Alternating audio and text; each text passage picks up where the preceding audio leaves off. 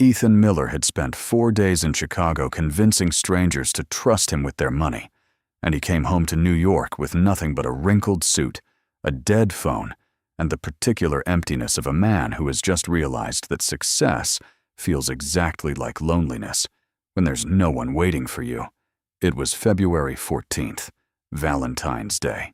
He hadn't even remembered until he saw the flower stand outside Atlantic Avenue Station, the vendor already packing up the unsold roses, looking as tired of love as Ethan felt.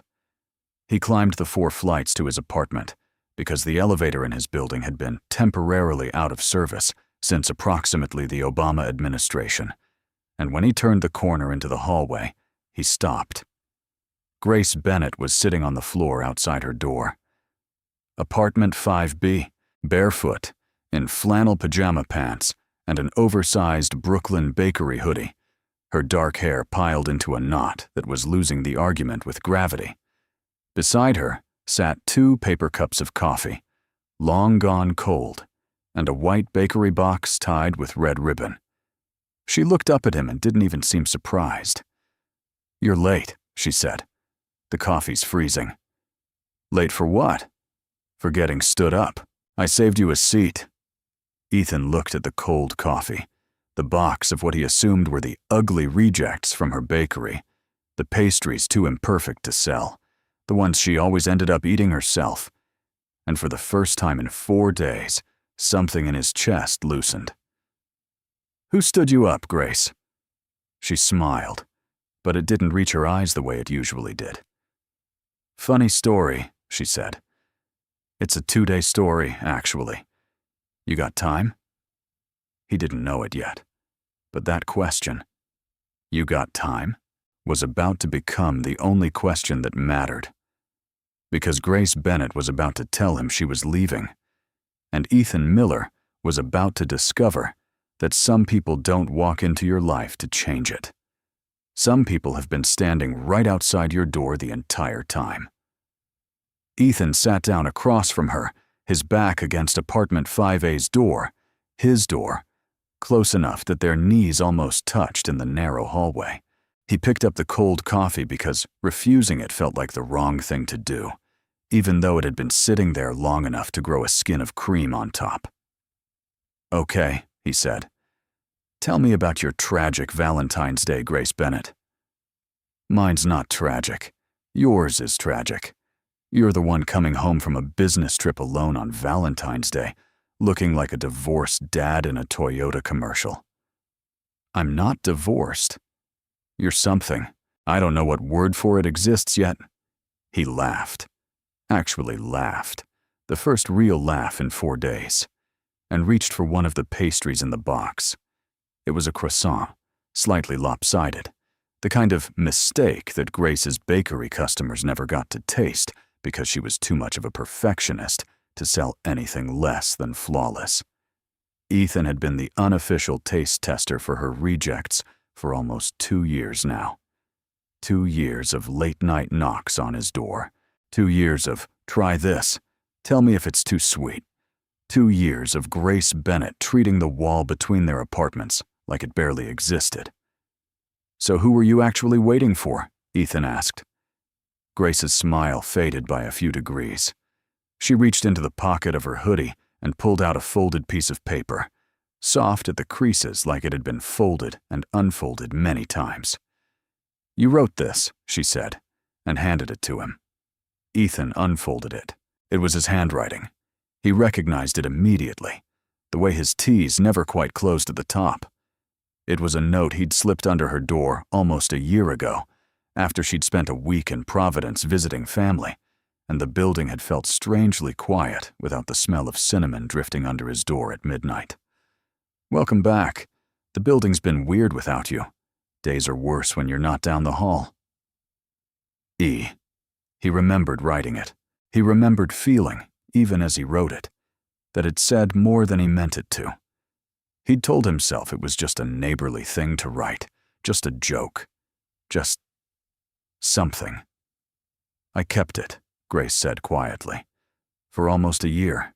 I kept telling myself it didn't mean anything, that you're just like that, friendly. the good neighbor type. "Grace, I got a job offer," she said, cutting him off, like she needed to say it fast before she lost the nerve. "In Seattle, a pastry chef position at a place that's been written up in Bon Appetit twice. It's the kind of job people wait their whole careers for. I interviewed 3 weeks ago. I didn't tell you because I didn't think I'd get it." Ethan's stomach dropped in a way that had nothing to do with the cold coffee. "And you got it?" "I got it. I leave in 2 days." The hallway felt suddenly very small and very loud, even though neither of them had raised their voices. 2 days. Ethan thought about 2 years of croissants and cold coffee and notes under the door, and realized he had exactly 2 days to figure out what any of it had meant, or watch it disappear onto a plane to Seattle. "I should be congratulating you," he said. "You should." "I'm trying to. Give me a second."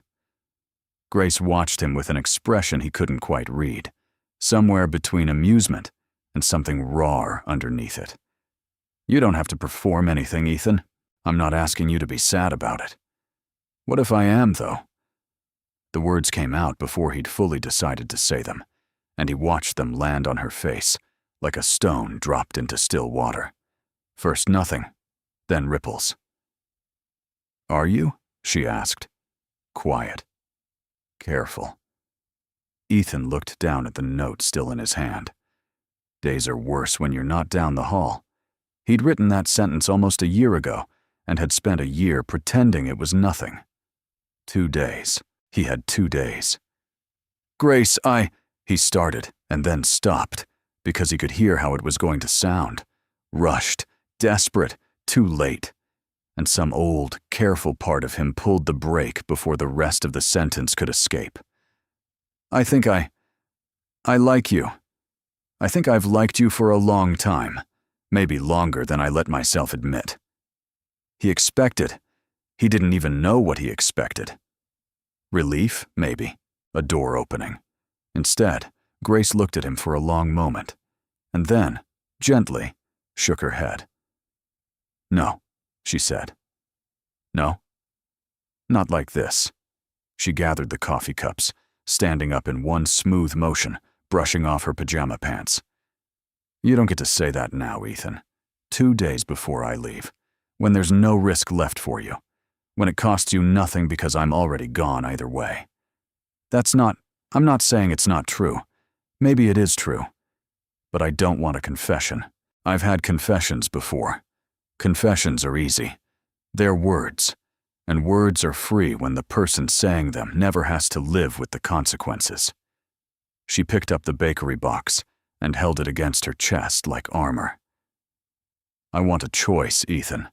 A choice means showing up. A choice means it costs you something." "What kind of choice?" Grace considered him for a moment, and something shifted in her expression, a decision being made. "Tomorrow my family's having a goodbye lunch for me. Cape Cod. My mom, my brother, my sister-in-law, the whole circus. I was going to go alone like I always do." She paused. "You can come if you want, but not as my neighbor." "Then as what?" "That," Grace said, opening her apartment door, "is exactly the question, isn't it?" And she stepped inside and closed the door, leaving Ethan alone in the hallway with a half-eaten croissant, a cold cup of coffee, and a year-old note that suddenly felt like the most important thing he'd ever written. He almost didn't go. He told himself that twice that night, and once more the next morning, standing in front of his closet trying to figure out what a man wears when he's about to show up somewhere, not as a neighbor, but with absolutely no idea what he actually was. He went anyway. The Bennett family beach house sat on a quiet stretch of Cape Cod shoreline, weathered gray shingles and white trim, the kind of house that had clearly hosted 40 years of holidays and arguments and reconciliations around the same long wooden table. Ethan stood on the porch for almost a full minute before he knocked, rehearsing and failing to settle on what he was supposed to say. Grace opened the door. She looked surprised to see him, and then something more complicated, then surprised. You came. I said I would. You said a lot of things yesterday.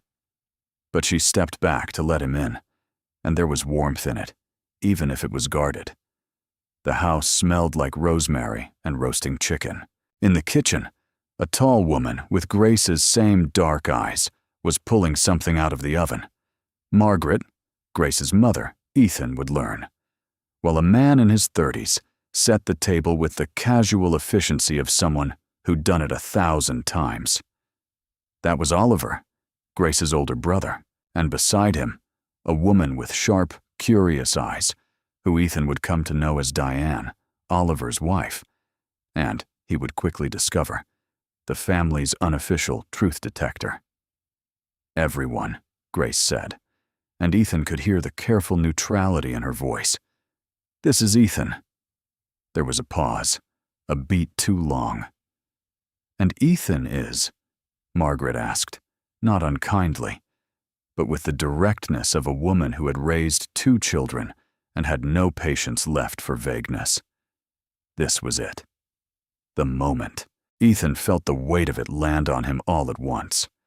Grace watching him from the doorway, not helping, not rescuing him, just waiting.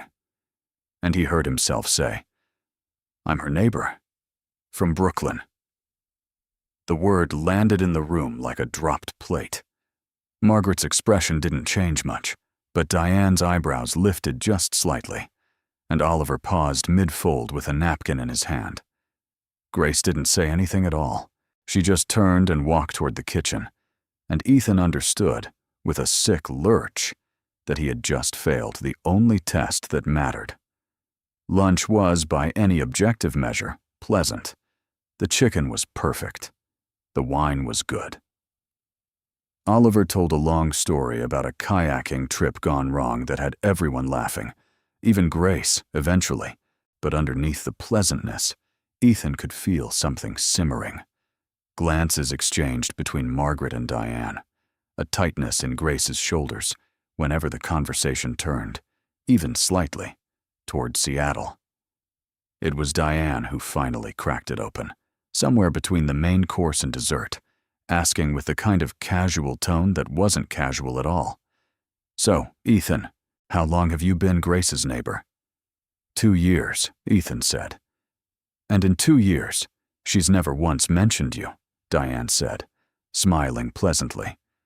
Until yesterday, when she called Oliver at 11 at night to ask if it would be weird to invite her neighbor to a family lunch.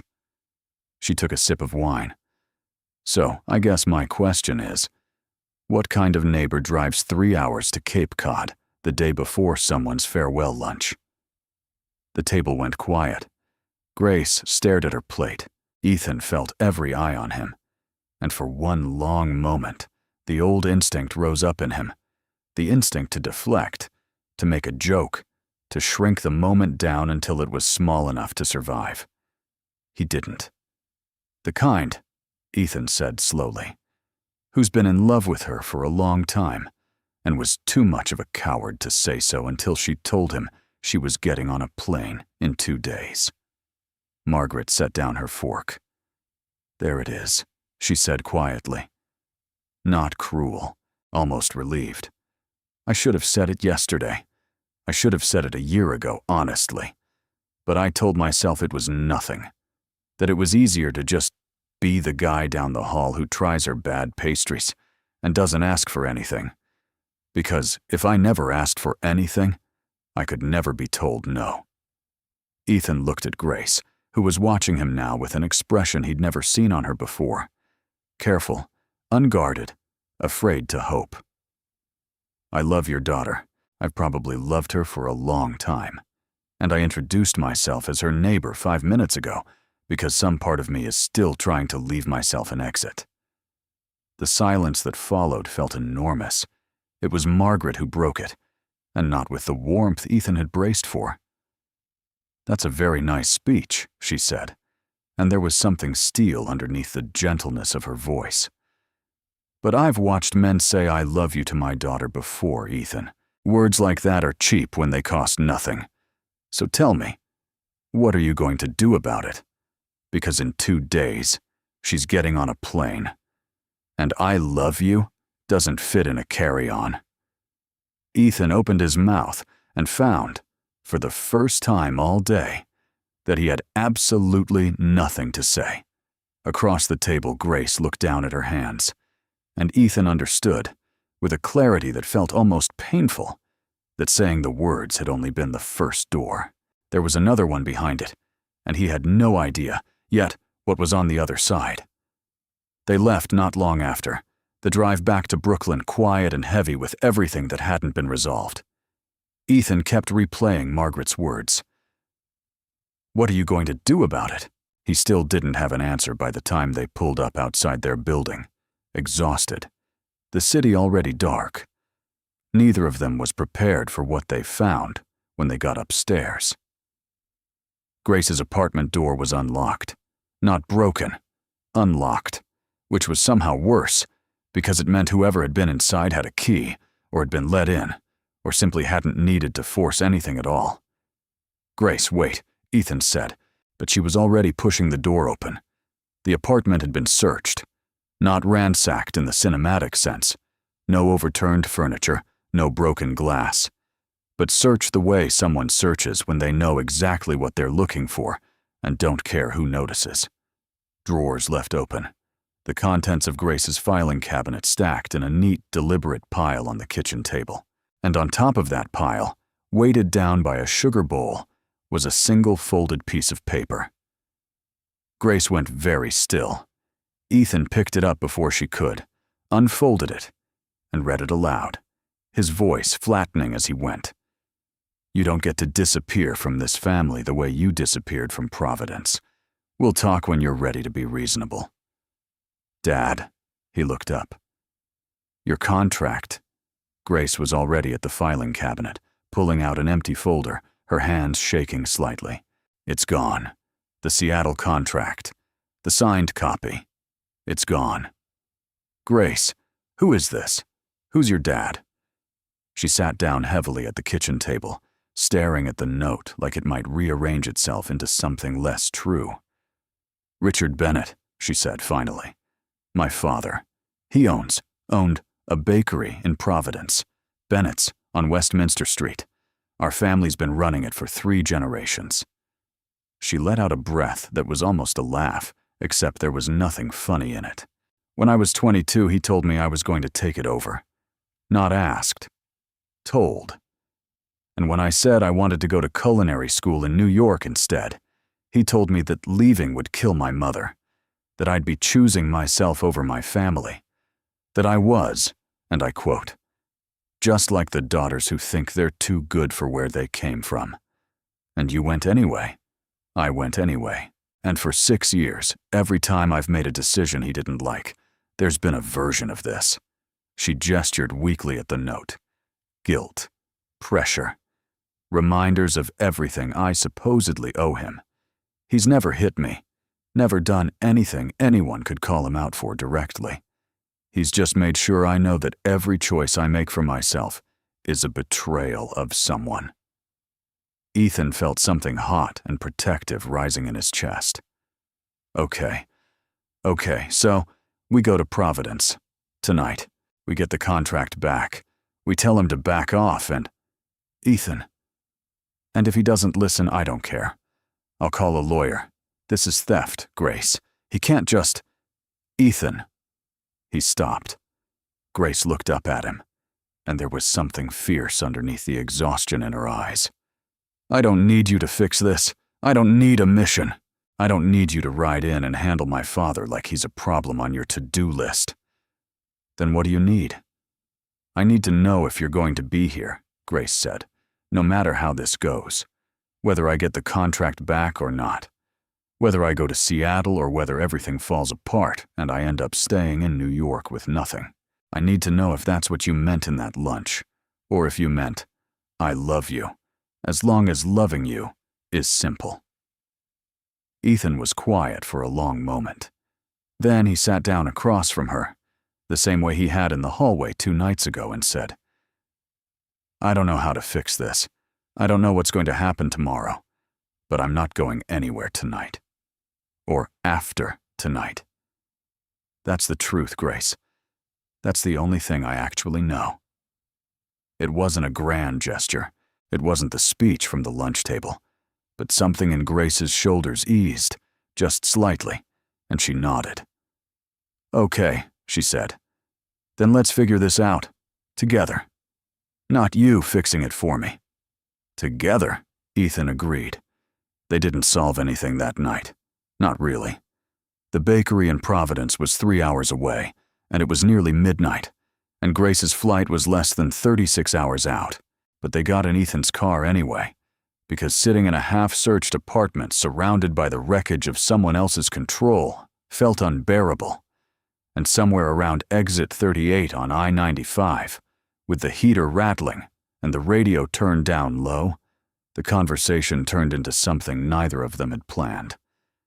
They stopped at a diner outside New Haven because Grace said she couldn't think anymore without coffee, and Ethan didn't argue because neither could he. The diner was nearly empty. A trucker in the corner booth, a waitress refilling ketchup bottles, the hum of fluorescent lights that made everything feel slightly unreal, like a memory before it had finished happening. They sat in a booth by the window. Grace wrapped both hands around her coffee mug like she was trying to absorb its warmth through her palms. "Can I tell you something?" she said. "That I've never told anyone? Not even Oliver. Of course. I'm scared that I'm too much." She said it fast, like ripping off a bandage. Too intense, too particular. Too much for anyone to actually want to keep around once the newness wears off. My dad used to say I was a lot, like it was a flaw. And every relationship I've had has eventually circled back to some version of that. You care too much about your work. You take things too personally. You need too much. She wrapped her hands tighter around the mug. So somewhere along the way, I think I just started preparing to be left. Seattle isn't just a job, Ethan. It's also an exit I built for myself, just in case. Ethan was quiet for a moment, turning his own mug slowly on the table. "Can I tell you something too?" he said finally. "I disappear. Not literally, I mean emotionally. The second something starts to feel real, some part of me starts pulling back. Quietly. Slowly. So slowly that by the time the other person notices, I can tell myself it was their decision to leave, not mine. I've done it 3 times. 3 relationships, 3 slow fades. And every time I told myself the same story. It just didn't work out." He looked up at her. "But it always worked out exactly the way I arranged it to. Because if I leave first, even invisibly, then no one can ever leave me." Grace looked at him for a long moment. "So we're both terrified of the same thing, just from opposite directions." "Looks like it." "That's either the worst possible combination," Grace said. Or it's the only reason this might actually work," Ethan finished. "Because for the first time, I'm not disappearing. I'm sitting in a diner at 3 in the morning with cold coffee, again, telling you the truth instead of the version of myself that's easy to leave." Grace's eyes were bright and she blinked hard, looking out the window at the empty parking lot for a moment, before she spoke again. "My dad's going to try to make this about loyalty, about family. He's very good at making leaving feel like betrayal." She turned back to Ethan. "I need you to not save me from that conversation. But I also—" She hesitated. "I need you to be there. Not in front. Just there." "I can do that," Ethan said. "I'm good at standing next to people. Apparently, it just took me 2 years to figure out where to stand." For the first time since they'd found the note, Grace laughed. A real laugh, small and surprised, like it had escaped before she could stop it. They paid for the coffee, got back in the car, and drove the rest of the way to Providence as the sky outside slowly turned from black to the deep blue of early morning. By the time they reached Westminster Street, the bakery's lights were already on. Richard Bennett, it seemed, had been waiting. Bennett's bakery hadn't changed in 20 years, Grace said, standing on the sidewalk and looking up at the faded gold lettering on the window. Same green awning, same brass bell on the door, same smell of yeast and sugar that Ethan imagined had probably soaked permanently into the walls. Richard Bennett was behind the counter when they walked in, a tall man, broad-shouldered, with Grace's same sharp eyes, but none of her warmth in them. He looked up, saw Grace, and his expression didn't change at all, like he'd simply been waiting for an inevitable appointment. "You found my note," he said. "You broke into my apartment," Grace said. Her voice was steady, steadier than Ethan had expected. "I have a key. Your mother gave it to me years ago for emergencies." "This wasn't an emergency, Dad. This was you taking something that belongs to me because you didn't like what it meant." Richard set down the cloth he'd been holding. "What it means, Grace, is that you're running away. Again. Just like you did when you left for New York. Just like you did when you stopped coming home for the holidays. You think running towards something new makes it not running away, but it's the same thing every time. The second things get hard, the second this family needs you, you're gone. This family doesn't need me, Dad. You need me to need you. Those are different things, and you've spent 20 years making sure I couldn't tell the difference." Richard's jaw tightened. He glanced at Ethan, really looked at him for the first time, and something in his expression shifted, calculating. "And who is this? Another reason to leave?" "This is Ethan," Grace said. "And no, he's a reason I'm not afraid anymore. There's a difference." "You'll regret this," Richard said, his voice lower now, the warmth gone entirely. "You'll get out there, and it'll be hard, and there'll be no one. And when that happens, when you're alone in some city 3,000 miles away, and it all falls apart, don't call me asking for sympathy, because I told you that people like you, who think they're too good to stay where they belong, you end up abandoned. Every time." The word hung in the air. Ethan felt it land, felt the years of weight behind it, the way it had clearly been used before, expertly, like a blade worn smooth from use. He stepped forward. Not in front of Grace. Beside her. "She's not too good to stay," Ethan said quietly. "She's too good to be made to feel small for leaving. And she was never difficult to love, Mr. Bennett. She's one of the easiest people I've ever known to love. The only hard part was that everyone around her kept treating love like something she had to earn back every single day. Like a debt. And debts can be called in. But love isn't supposed to work that way. It's not supposed to come with interest." Richard stared at him, and for a moment, something flickered behind his eyes. Not quite doubt, but the first crack in a wall that had been standing for a very long time. Grace reached into her bag, pulled out a folded copy of the contract. The original, Ethan realized, that Richard must have left in the back office, perhaps not expecting them to come straight here, or perhaps in some buried corner of himself, hoping they would. She found it on the desk in the back room without asking permission, and walked back out holding it. "I'm taking this," she said, "and I'm getting on that plane tomorrow. Not because I'm running from you, Dad, because I'm running towards something for the first time in my life. And those are different things, too." She paused at the door. "I love you. I do. But I'm not going to keep shrinking myself to fit into the space you think I should take up. Not anymore." Richard didn't answer. He just stood there, behind the counter, in the bakery that had been his whole life, and said nothing at all as his daughter walked out the door. They made it back to Brooklyn with barely enough time to throw Grace's already half-packed suitcases into the car and get to JFK. The terminal was a blur of fluorescent light and rolling suitcases and final boarding call announcements, and Ethan walked beside Grace all the way to security, neither of them quite saying what they both knew was coming. At the security line, Grace finally turned to him, "So," she said, "this is it. This is it. What happens now, Ethan? When I walk through there, what happens to this? To us? Are you going to wait? Are we going to do the long-distance thing? The texting everyday thing? The slowly drifting apart because 3,000 miles is a lot thing?" She was talking fast now, the fear finally breaking through the calm she'd held on to all day. "Because I need to know.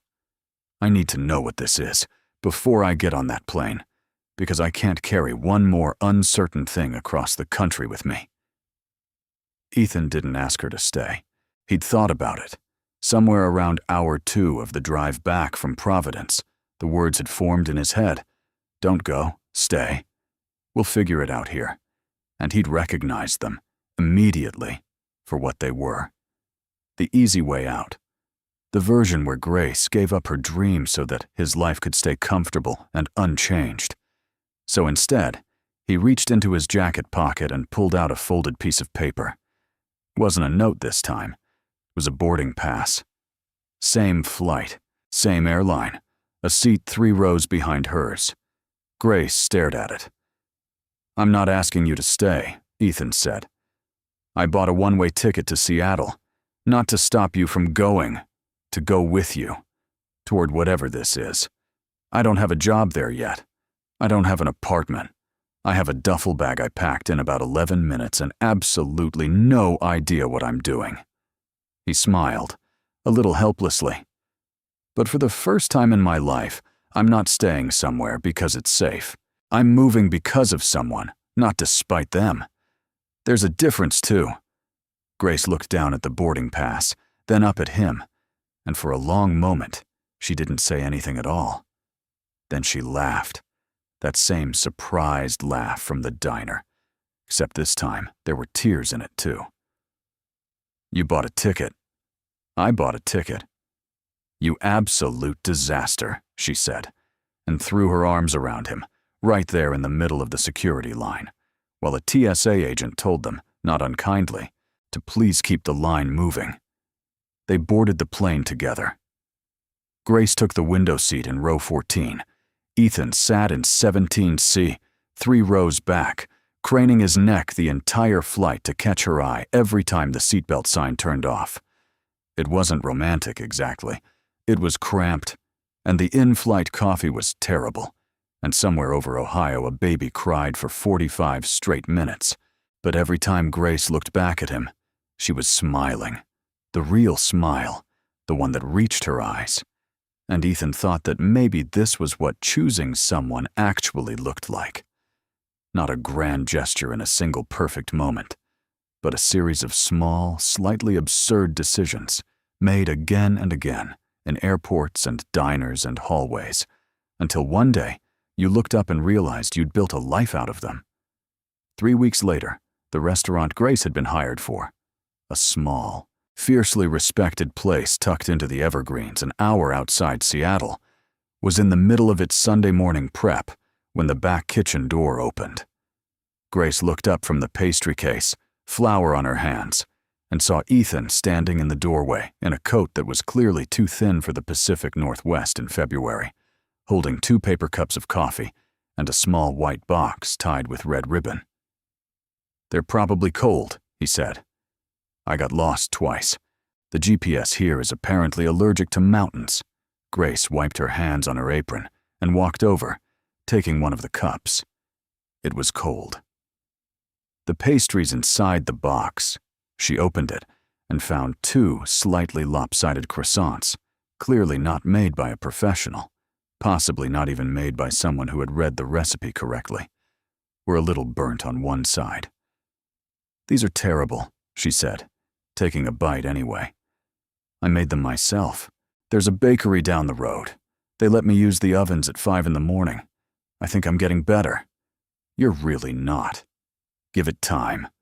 Grace looked at him, at the cold coffee, the bad pastries, the man who'd flown across the country with a duffel bag and no plan, and somehow found a place to live and a part-time job at a hardware store, and, apparently, ambitions of becoming a baker, All in 3 weeks.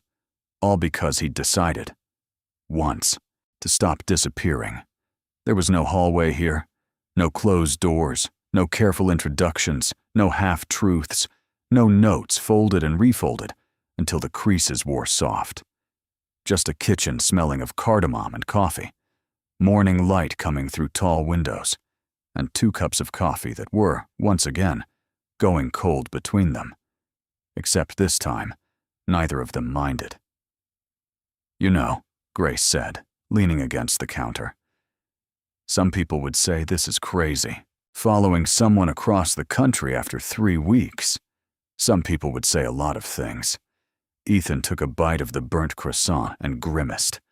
"God, that's bad." Grace laughed and stepped closer, and for the first time in 2 years, in the 2 years of cold coffee and rejected pastries, and notes slipped under doors, and a wall between 2 apartments that had never really been a wall at all, there was nothing left unsaid between them. No confession waiting to be made, no choice still hanging in the air. Just 2 people standing in a kitchen, finally on the same side of every door there had ever been. Because some people don't arrive suddenly to change your life. Some people have been standing right next door the entire time, waiting, quietly, patiently, for you to find the courage to knock.